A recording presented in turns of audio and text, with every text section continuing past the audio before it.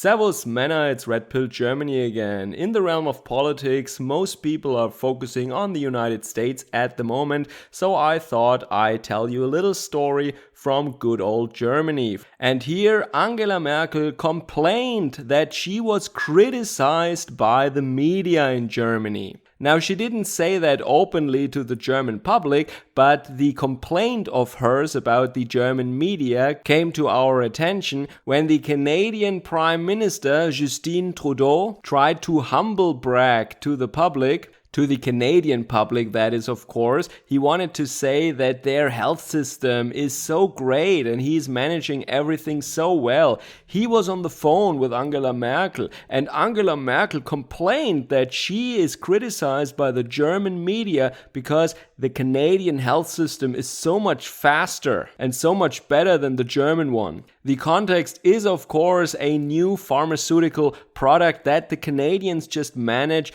to, let's say, bring to the public much faster than the German health system is. Bear in mind, that substance is so new that nobody really knows what the effect is or how effective it will be. And then Justin went on to say that according to his opinion, countries should not be compared by this metric, and this is childish, and come on, countries are different, very, very different environments, different system. Let's stop comparing, but we're faster. So in today's video, I want to reflect a little bit on how not only our youth but also our politicians have changed in recent decades. They have become a little whiny, I think. But at this point, I want to first thank all my supporters and my subscribers once again. Please like, share and subscribe, and also check out my presence on other social media platforms such as BitChute and Odyssey.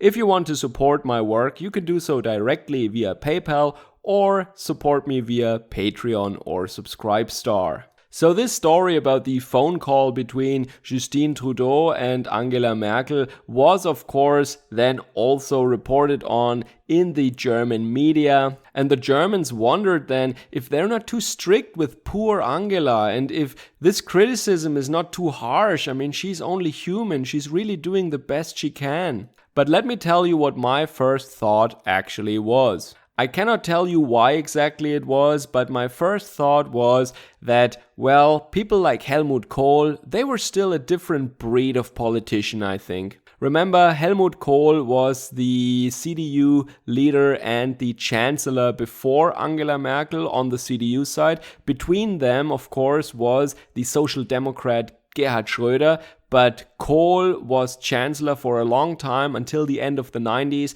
and then he lost an election. So if you're interested in how Angela Merkel rose through the ranks as opposition leader first and then became chancellor, check out my older video series on Angela Merkel. But that's not really the topic now. I just want to tell you that Helmut Kohl was really a different generation. He was a different kind of guy. For example, he went into gigantic crowds and shook hands with people. That is, of course, something that Angela Merkel must never ever do. If I was her security advisor, let's just say I think people can understand why she doesn't do that. But of course, not everybody loved Helmut Kohl. He didn't just shake hands there. Sometimes people punched him, and then he tried to get a hold of them and punch them back. And people had to go, between them and hold Helmut Kohl back. He was a gigantic guy. And I don't know if that is a real quote or if people just say he said that, but the saying goes as follows, and it's pretty much common knowledge in Germany. He said, if you want to be the weathercock on the highest tower, right? You know, these weathercocks that show you from what direction the wind blows. Sometimes they're on churches or on towers and something like that. So he just wanted to say, if you want to be at the top, if you want to be the leader, then don't be surprised if the wind is blowing in your face from all sorts of directions. So that means if you want to be a leader, if you want to be on the top, expect some adversity, expect some criticism. You cannot just cry about that. That's normal. That comes with the territory. That's what Helmut Kohl said. And believe me, he was hated and criticized a lot. But he didn't cry about that. No, he just tried to grab this guy and punch him back. And then my second thought was how when I was many decades ago in the German army for my basic drill, for my Grundwehrdienst, Grundausbildung, back then our drill sergeants told us that my generation is soft compared to the 18-year-old men that these drill sergeants trained every 2 months. And none of us saw it as a criticism or as an insult or something like that. It was self-evident. I mean, in the first couple of weeks of basic drill, yeah, it was self-evident that we were kind of soft, yeah. So I tried to imagine how today's Zoomers or younger millennials or something like that, if they were undergoing basic drill at the Deutsche Bundeswehr, like the version they had a couple of decades ago. I can believe that there have been some changes recently. I don't even want to start imagining how they would react if they were confronted with the same BS that we had to go through back then. But of course, that was much less severe than it had been decades ago. And so it is kind of true that our youth has gone soft since the middle of the 20th century, let's say. It was a gradual development, year by year, generation by generation. The young people became less self-reliant and, of course, overprotected and soft. There is no discussion about that. That's just a fact. But I find it actually very interesting that is not only true for young men, this is also true for our politicians. The difference in character and the fundamentally different reaction to criticism or adversity between Kohl and Merkel is of course evident. But also when I think back of just generally how politicians were and how they reacted to public criticism, back then they were much more calm, and today they want to actually paint themselves as the victim. And I have to say, if they were just humble public servants who just try to do the best according to their knowledge and ability, yeah, I could kind of respect that. But here's the thing. It is very clear that the current politicians that we have in Germany, they actively try to harm, they don't try, they actually do harm the Germans. Not only the Germans, also the the indigenous people of Europe are actively harmed. Small businesses, families, they are all under attack in Germany and Europe. And then these people have the audacity to come forward and say, oh, me, I'm criticized by the media, or the public doesn't love me. How dare they? They are truly adding insult to injury.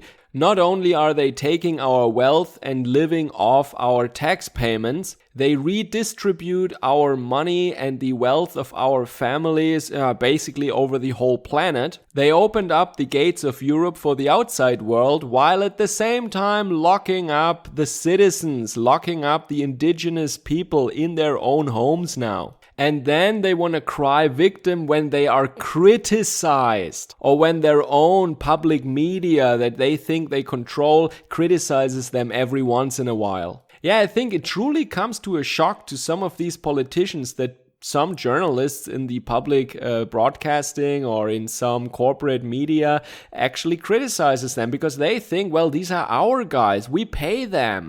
We actually work together with them. We protect them. We set up this nice system where they are not competing against anyone really. So they should actually report in our favor only. Yeah, to these politicians, it must feel like a glitch in the matrix when all of a sudden a journalist criticizes them. Bear in mind, of course, that in this special case, Angela Merkel was criticized for something that I would never criticize her for, and that is that the bad things she wants to push on the German and European public are not progressing as fast as they could. I think the current plans that they have for the people of Europe, well, I think the more delay the better. That is my personal opinion, so I would never criticize her for that. And many of my viewers, many of my listeners have said that in the comments. They said, oh, our government is so incompetent. Maybe that is the best thing that could happen to us. An incompetent government at least doesn't screw up things. When you have a very efficient, competent government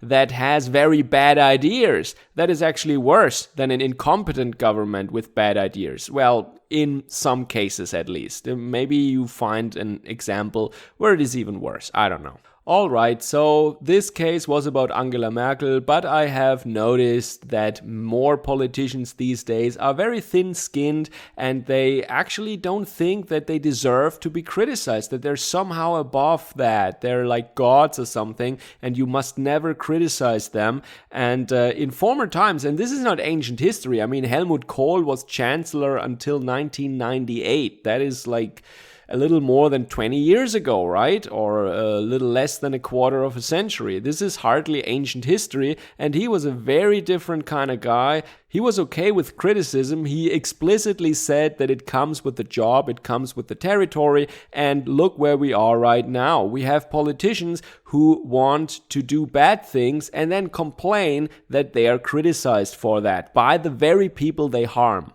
Well, since Angela Merkel has such great relations with Turkey, maybe she adopts the Turkish system and gives these journalists the Anatolian treatment soon. Who knows?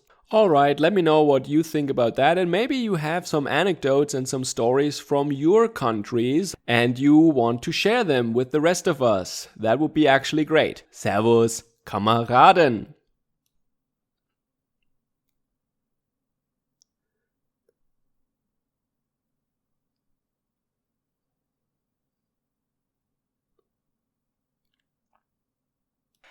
Angela, I need more stuff. Put it in my arm. Put it in there fast. Even the Canadians are doing it now.